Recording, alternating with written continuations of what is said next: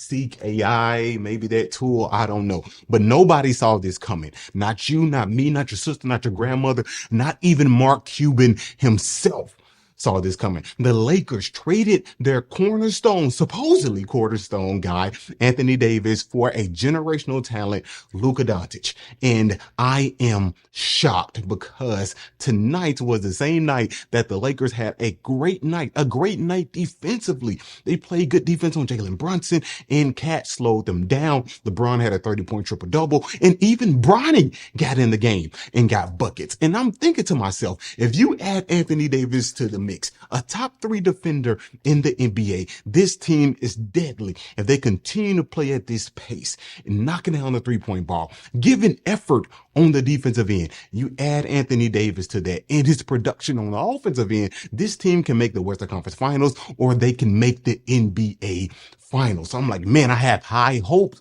for this team after their performance against the New York Knicks. But a few minutes later, I see a notification talking about Anthony Davis traded for Luka Doncic. I'm like, okay, this is fake. This is fake news. I go to Shams, I go to ESPN, I go to NBA.com. You go to all these different websites and sources, and it's confirmed that Anthony Davis, the guy, I will say it again, supposedly cornerstone guy, has been traded for Luka Doncic. A guy who was a little disgruntled with Jason Kidd a few years ago after he was calling him out because his lackluster defense, rightfully so. I agree with you on that, Mr. Kidd.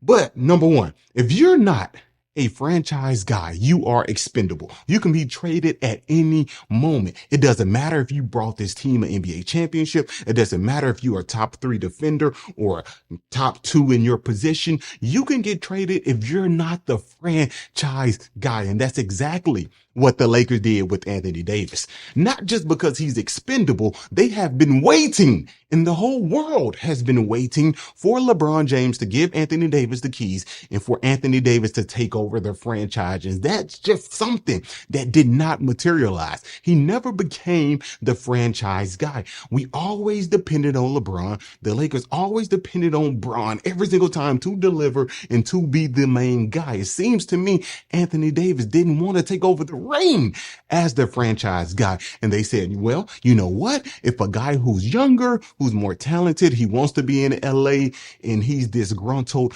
at his former place of work, let's trade for him and get this guy out of here because he's not the franchise player. And that's absolutely crazy to me, even though he's not the franchise player. This is a guy who's a top 2, top 3 defender in your league, and he's top 2 in his position, but yet he's expendable. So if you're not the franchise guy, you can be playing for a team one day and be playing for another team another day. And I think we all knew that. We all knew that was true, but we didn't think a guy like Anthony Davis could be tradable or be traded without hearing noise of him wanting out.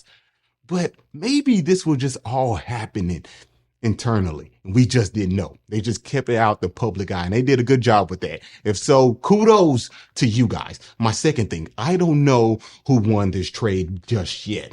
The Lakers, you get a guy in Luka Doncic who's a generational talent, no doubt about that. You pair him up with one of the best players that ever played, even though he's 40 years old, you can actually make things work. But now you lose that defensive anchor in Anthony Davis, even though you've been playing good defense without Anthony Davis. When push comes to shove, you play against teams like, i.e., the Denver Nuggets, somebody you guys have never been able to get past. And just the Denver Nuggets. There you go. I don't see how you are able to compete with a guy who's 7 foot and your best defender on the block is Jackson Hayes. Nor do you have that rim protection anymore or that help side defense because now Anthony Davis is gone. And now you will continue to play small ball. And I can just envision that maybe playing LeBron at the 5, Dorian Finney-Smith at the 4, and some wing players. And I don't think that will work out.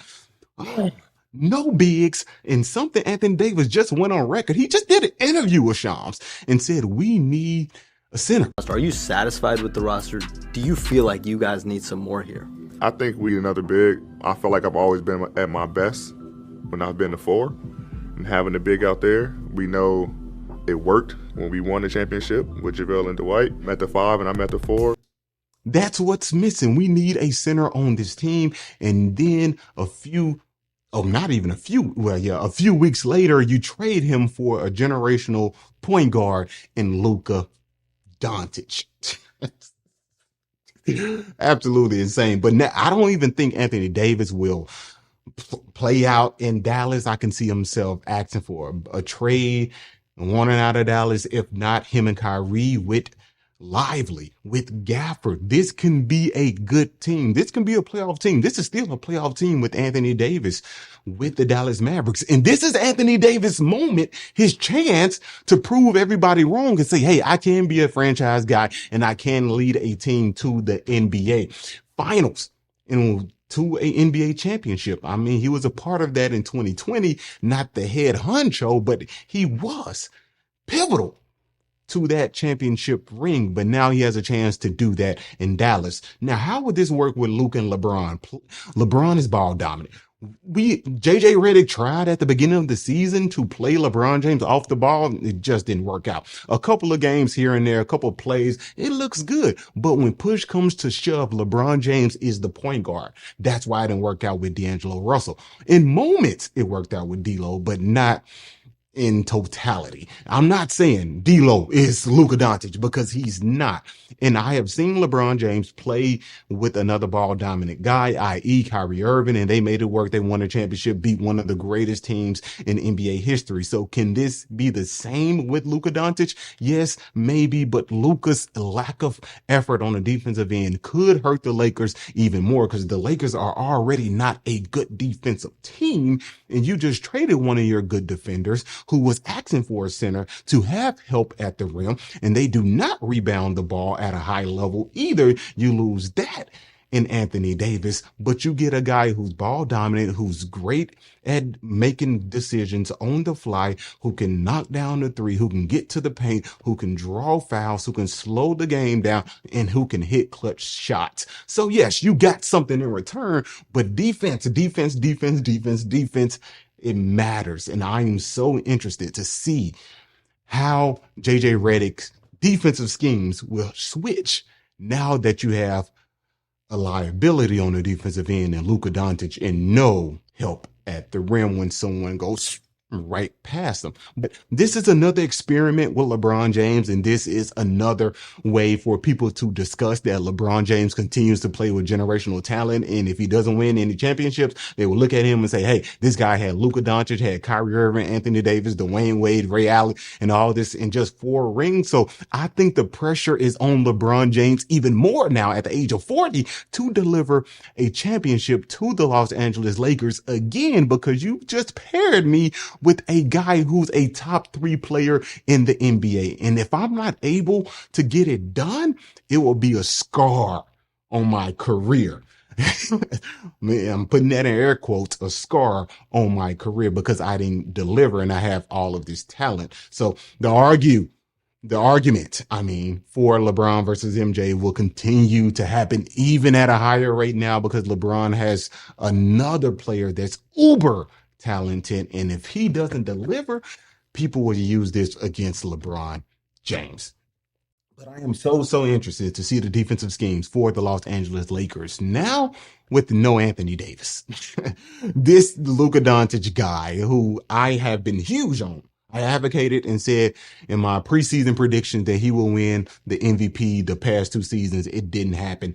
But now the pressure is on Luka to deliver. You are no longer in Dallas. You are in Los Angeles playing with one of the greatest players of all time, someone you look up to. And now it's time to get it done.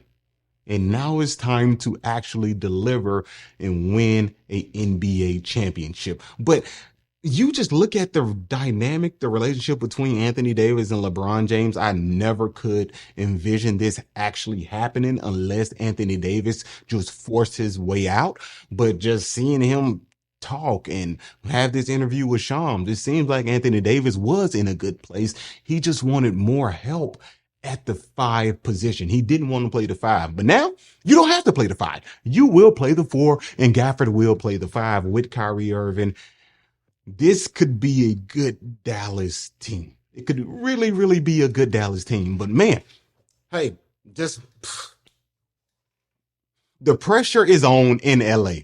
The pressure is on in LA now. I feel like it's either championship or bust this season because you got a guy who's just a generational talent in Luka Doncic. But just because you have two players who are great on the offensive end and doesn't really equate the championships. We saw that in Brooklyn, of course, injuries there. We see that in Phoenix with Beal, KD, and Booker. Three awesome scores, but no success. So with LeBron, with Luka, no defensive anchor, no defensive wings really either. You are already struggling with defensive wings, and no no true five man to hold down the paint. Man, this season, especially in the West, it just got interesting. Luka, welcome to LA. You guys let me know, is this a good trade or not?